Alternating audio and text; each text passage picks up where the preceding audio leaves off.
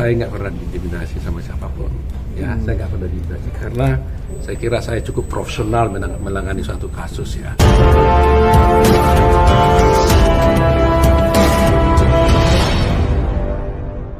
Kami sudah dapat bukti ini dari TV nasionalnya, dan kami sudah minta ahli memeriksanya. Ternyata itu juga adalah, menurut ahli ini adalah rekayasa. Jadi kami menduga benar-benar memang kasus ini juga betul-betul harus mendapat perhatian dari Mahkamah Agung nantilah. Ya, di samping seperti kita tahu bahwa saksi-saksi yang melihat tidak ada, ya, di samping juga mengenai otopsi tidak pernah ada, tapi bisa dinyatakan orang mati karena sianida dan macam-macam hal, ya. Anda sudah lebih tahu mungkin bagaimana di mass media selama ini. Saya juga kaget sekali kemarin saya ketemu dengan seorang lawyer dari Cina. Dia bilang, Pak Otto, sampai sekarang kita masih ingin tahu bagaimana itu perkembangan kasusnya sianida, katanya. Bayangin tuh, seorang lawyer dari Cina itu datang ke saya, bertemu, dia ditanya itu. Saya tanyakan, loh, apa Anda tahu soal ini? Oh, dunia mengetahui, kami di Cina mengikuti kasus itu, katanya. Jadi, berarti kita harus menjadikan ini suatu kasus yang harus diperbaiki, ya. Karena kalau itu terjadi dan nggak dituntaskan, negara kita ini menjadi jelek nanti. Ya. Nah, timbul lagi sekarang kasus Vina yang kelihatannya ada skenario lagi, ya. Dugaan kita kan begitu, nih kan. Nah, ini kan kita dalami lagi. Bang, artinya ini ada permainan hukum ya, Bang? Abang kan tadi sempat bilang menunggu satu bukti lagi. Nah, itu bukti apa, Bang? Nantilah, nantilah kita tunjukkan. Bang, ya. tadi Abang bilang artinya ada rekayasa di CCTV. Bukti apa yang ada di CCTV yang direkayasa, Bang? Mungkin sebenarnya sudah pernah kita sampaikan di dalam ini, ya. Jadi kalau kita lihat dua ahli yang ditampilkan oleh pihak lawan itu, ya, oleh pihak kejaksaan, dua ahli mengatakan tentang ada CCTV ini. Di antara mereka ini sendiri sudah berbeda pendapat dan membuat fakta-fakta yang berbeda dengan fakta yang sebenarnya. Ya, jadi udah jelas lah kalau berdasarkan keterangan ahli itu jelas.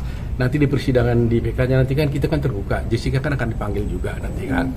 Akan hadir, dia akan coba kita lihat bagaimana peristiwa sebenarnya. Kalau dulu memang terus terang aja kita tidak mendapat dukungan daripada media massa sehingga ini seakan-akan dicas Jessica ini bersalah gitu ya. Tapi sekarang adanya film Netflix dan juga ada keinginan daripada media untuk mengungkapkan yang kebenaran-kebenaran, ya mudah-mudahan ini terungkap. Dan terus terang aja saya simpati sekali sama mass media sekarang ini. Keinginannya terhadap keadilan kebenaran itu luar biasa. Mengejar berita-berita yang seperti ini betul-betul patut sekali dikembangkan di Indonesia karena itulah kontrol sosial yang paling kuat gitu loh. Kalau media sudah bisa membongkar, maka penegak hukum juga harus bertindak dengan jujur dan adil gitu. Bisa dibilang terakhir kondisi Jessica seperti apa, Bang? Seperti sekarang, Bang, masih memberitakan ya. Sekarang ini terbuka. Kalau dulu kan boleh dikatakan hanya kecelakaan Jessica yang ditampilkan gitu. Terakhir kondisi Jessica bagaimana, Bang? Kondisinya dia baik, sehat, ya, badannya tetap slim, ya. Tapi dia selalu tanya itu kapan gitu ya. Tapi setelah kita sepakati, mudah-mudahan ya. Saya juga tidak mau mengecewakan dia. Ada kasus Vina, kalau dia dengar di media, kok Pak Otto meninggalkan saya tidak mau itu. Dan saya tidak akan pernah tinggalkan Jessica. Pernah mendapat intimidasi juga masih, Bang, Jessica-nya sama kayak kasus kalau saya nggak pernah diintimidasi sama siapapun. Ya, saya nggak pernah diintimidasi karena saya kira saya cukup profesional menangani suatu kasus, ya. Bang, bisa dibilang kasus Jessica dan Vina ini apple to apple dengan ibaratnya beberapa tahun akhirnya terungkap lagi, bisa bilang semua gitu? Karena film, Bang. Ya, kalau dengan cerita yang sekarang ini kan menjadi kelihatan berbedanya kan. Cuma di sini keuntungannya ada otopsi. Dan otopsi tidak bersesuaian dengan dakwaan. Ya kan, di otopsi kan tidak ada luka yang merupakan tusukan dari samurai itu. Tetapi di dalam dakwaannya saya baca tadi itu ada 2 orang melakukan tusukan-tusukan kepada korban. Nah, kalau ada tusukan dengan samurai pasti di dalam otopsi itu ada. Dari sini nggak ada. Nah, ini menjadi pertanyaan kenapa hal ini nggak pernah terungkap gitu. Ya tentunya kan harus maksud saya itu fakta yang tidak bisa, itu namanya kan saksi kunci. Saksi kunci nih, otopsi ini kan. Kan itu menjelaskan peristiwa sebenarnya kan gitu. Bisa dibilang hasil otopsi ada yang ditutupi dari pihak oknum. Enggak, bukan ditutupi, cuma tidak diungkapkan dan tidak dipertimbangkan oleh hakim. Karena ada otopsinya ada. Saya baca di situ luka memar, benturan dan sebagainya. Tapi nggak ada tusukan yang signifikan ke dalam tubuh. Ya, terutama Egi itu nggak ada. Eki namanya. Tidak ada tusukan. Nah kalau nggak ada tusukan, lantas siapa yang ditusuk oleh para pelaku ini? Padahal pakai samurai loh istilahnya dipakai di situ kan? Pakai samurai. Kalau samurai kan panjang banget gitu loh. Nah itu yang menjadi perhatian gitu ya. Sehingga mungkin mudah-mudahan ya kita tidak mau di sini mencari-cari salah polisi dan sebagainya, enggak. Saya selalu berpikir bagaimana caranya klien ini, korban apa yang dituduh pelaku ini bisa bebas kalau dia tidak melakukan itu. Soal bagaimana apa yang dilakukan polisi itu adalah bagian daripada Kapolri yang harus membereskan itu, bukan urusan kita gitu. Bang, bisa dibilang kepolisian atau Kapolri ada tekanan bagi mereka karena 8 tahun ini? Saya tidak tahu karena saya sebenarnya baru ketemu dengan si Titin ini kan, saya belum tahu persis.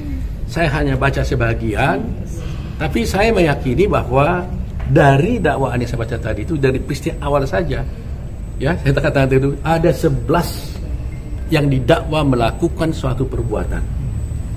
11 orang ini mempunyai peran masing-masing. Di antaranya Dani dan Andi mempunyai peran untuk membawa mayat Eki atau dan Vina salah satu ya, 4 orang membawa ya, Dani, Andi, Rivaldi sama Peggy. 4 orang inilah yang membawa, 2 orang membawa si Eki, 2 orang membawa Vina dari tempat kejadian ke jembatan ke flyover. Nah sekarang Andi dan Dani dikatakan fiktif gitu loh. Nah kalau Dani ini fiktif, saya kan wajar menduga, berarti dugaan saya, kesimpulan saya bahwa peristiwa dibawanya si korban ini ke flyover itu tidak ada. Ya kan, padahal skenario-nya adalah setelah dibunuh dibawa ke flyover. Nah pertanyaan saya, siapa yang membawa dia ke flyover? Kalau Dani dan Andi itu adalah fiktif. Nah kalau begitu berarti ada kemungkinan cerita ini pun fiktif juga. Bang, abang dari cerita ya kan? Dari BAP mungkin ada menaruh kecurigaan terhadap orang. Ya harus curiga dong dengan melihat dakwaan ini kan udah pasti curiga dong kita dong. Saya seorang boleh katakan belajar hukum, tentunya kan selalu kita lihat begitu kan. Ada peran itu bersama-sama kok gitu. Tapi Mas pernah ngobrol dengan Mbak Titin off the record gimana awalnya? Sempat ngobrol ya? Iya, Titin sendiri dia udah jelaskan banyak hal kepada kita bahwa saya tanya Titin, kamu yakin nggak kasus ini? Dia sendiri yakin bahwa dia ini tidak bersalah. Dan dari dulu katanya dia juga sudah mengajukan ke Komnas HAM. Jadi ya sampai sekarang belum ada. Jadi saya juga kepada Komnas HAM saya mau tanya di mana ini Pak Komnas HAM-nya? Ya, saya dengar juga Komnas HAM sudah datang kemarin. Lantas apa follow up-nya? Dulu menurut Ibu Titin sudah datang 2016 ke Komnas HAM. Sekarang Komnas HAM datang juga katanya bertemu dengan mereka. Lantas di mana nih Pak Komnas HAM? Ini kan sudah jelas pelanggaran hak asasi manusia ini kalau seperti ini kan. Nah kalau bisa Komnas HAM, mari kita bersama-sama ungkap kasus ini dengan baik.